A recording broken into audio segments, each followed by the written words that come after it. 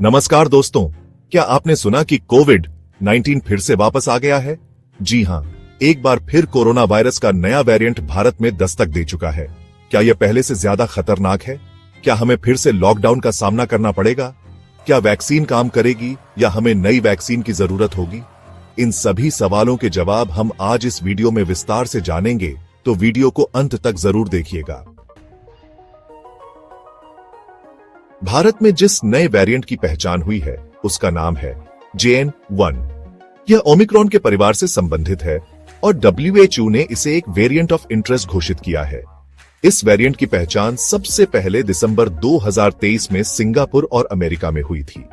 अब यह भारत में भी फैलना शुरू हो गया है, खासकर केरल, महाराष्ट्र, दिल्ली और तमिलनाडु जैसे राज्यों में। यह वायरस पहले से कहीं तेजी से फैलता है।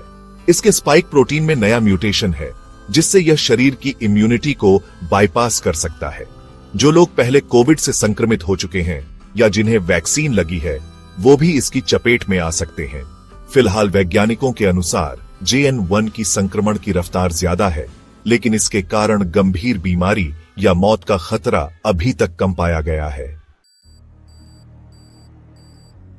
बुखार, खांसी, गला खराब होना, सिर दर्द, बदन दर्द, थकान, कभी कभी पेट दर्द और दस्त, सांस लेने में तकलीफ, तेज बुखार जो दवाओं से भी ना उतरे, सीने में दर्द, लगातार खांसी। भारत सरकार के स्वास्थ्य मंत्रालय के अनुसार मार्च 2025 में औसतन 1500 से 2000 नए केस रोज सामने आ रहे हैं। सबसे ज्यादा केस केरल, महाराष्ट्र, दिल्ली और कर्नाटक से रिपोर्ट हो रहे हैं। अस्पताल में भर्ती होने की दर फिलहाल कम है, लेकिन ICU में भर्ती मामलों में बढ़ोतरी देखी जा रही है। सरकार ने सभी राज्यों को टेस्टिंग बढ़ाने और हॉस्पिटल अलर्ट पर रखने के निर्देश दिए हैं। ऑक्सीजन सिलेंडर, वेंटिलेटर और कोविड वार्ड्स की समीक्षा हो रही है। विशेषज्ञों का मानना है कि मौजूदा वैक्सीन कुछ हद तक सुरक्षा देती है, लेकिन JN.1 जैसे वेरिएंट के खिलाफ बूस्टर डोज जरूरी हो सकती है। भारत बायोटेक और सीरम इंस्टीट्यूट दोनों ही अपडेटेड वेरिएंट फोकस्ड वैक्सीन पर काम कर रहे हैं। जी हां, mRNA आधारित नई वैक्सीन के ट्रायल चल रहे हैं। जल्दी ही इसके अप्रूवल की उम्मीद की जा रही है। एयरपोर्ट्स पर विदेश से आने वाले यात्रियों की थर्मल स्क्रीनिंग शुरू हो गई है। संदिग्ध केसों का जीनोमिक सीक्वेंसिंग के जरिए विश्लेषण किया जा रहा है। राज्यों को टेस्टिंग, मास्क और सोशल डिस्टेंसिंग फिर से लागू करने की सलाह दी गई है। सार्वजनिक स्थानों पर मास्क की सिफारिश की जा रही है। बीमार महसूस करने पर घर पर रहने की सलाह दी गई है। स्कूलों और ऑफिसों में सतर्कता बढ़ाने के निर्देश दिए गए हैं। मास्क पहने, खासकर भीड़ भाड़ वाले इलाकों में। समय समय पर हाथ धोते रहे। बीमार महसूस होने पर घर पर रहे। बूस्टर डोज जरूर लें। अफवाहों से बचें और केवल सरकारी या प्रमाणिक जानकारी पर भरोसा करें। भीड़ में बिना मास्क जाएं। सोशल मीडिया की झूठी खबरों पर भरोसा करें। लक्षण दिखने पर टेस्ट न कराएं।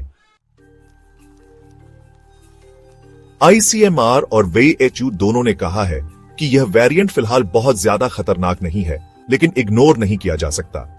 वेरिएंट्स का आना सामान्य प्रक्रिया है, लेकिन सतर्क रहना जरूरी है। वैक्सीन और पब्लिक हेल्थ मेजर सबसे बड़ा हथियार है।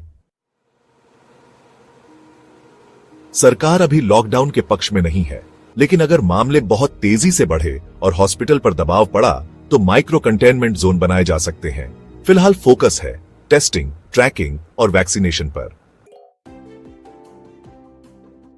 दोस्तों, यह सच है कि कोविड-19 फिर से लौट रहा है और यह नया वेरिएंट तेजी से फैलता है, लेकिन डरने की जरूरत नहीं है। अगर हम सतर्क रहें, वैक्सीन लें, मास्क पहने और लक्षणों को नजरअंदाज न करें। हमें याद रखना होगा कि हमने पहले भी इस महामारी से लड़ाई जीती है और अब भी जीतेंगे, लेकिन जिम्मेदारी और सावधानी के साथ।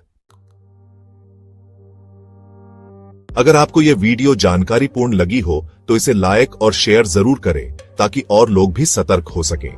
और हां, ऐसे ही साइंस और हेल्थ से जुड़ी गहराई वाली जानकारी के लिए हमारे चैनल को सब्सक्राइब करना मत भूलिए। मिलते हैं अगले वीडियो में। तब तक सुरक्षित रहें, स्वस्थ रहें और मास्क जरूर पहनें। धन्यवाद।